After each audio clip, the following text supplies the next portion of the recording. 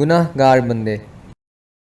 حضرت کعب اخبار رضی اللہ عنہ سے نقل ہے کہ اللہ تعالیٰ بندہ سے حساب لے گا، جب اس کی برائیاں اس کی نیکیوں پر غالب ہوں گی تو اس کو دوزخ کا حکم دیا جائے گا۔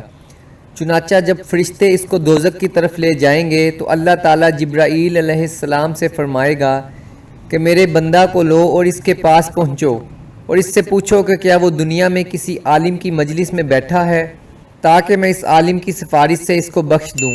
چنانچہ جبرائیل علیہ السلام اس سے پوچھیں گے، وہ کہے گا کہ نہیں۔ پس حضرت جبرائیل علیہ السلام عرض کریں گے کہ اے رب، تو اپنا بندہ کا حال خوب جانتا ہے۔ اس نے کہا کہ نہیں۔ اس کے بعد اللہ جل شانہ فرمائیں گے کہ آیا وہ کسی عالم کو دوست رکھتا تھا؟ وہ کہے گا کہ نہیں۔ پھر ارحم الراحمین فرمائے گا کہ اس سے پوچھو کہ کیا وہ دسترخوان پر کسی عالم کے ساتھ بیٹھا تھا؟ وہ کہے گا کہ نہیں۔ اس کے بعد اللہ جل شانہ فرمائے گا کہ اس سے پوچھو کہ آیا یہ اس گلی میں سکونت رکھتا تھا جس میں کوئی عالم تھا؟ وہ کہے گا کہ نہیں۔ پھر خداوند عالم فرمائے گا کہ اس سے پوچھو کہ آیا اس کا نام کسی عالم کے نام یا اس کا نسب کسی عالم کے نسب کے موافق تھا؟ وہ کہے گا کہ نہیں۔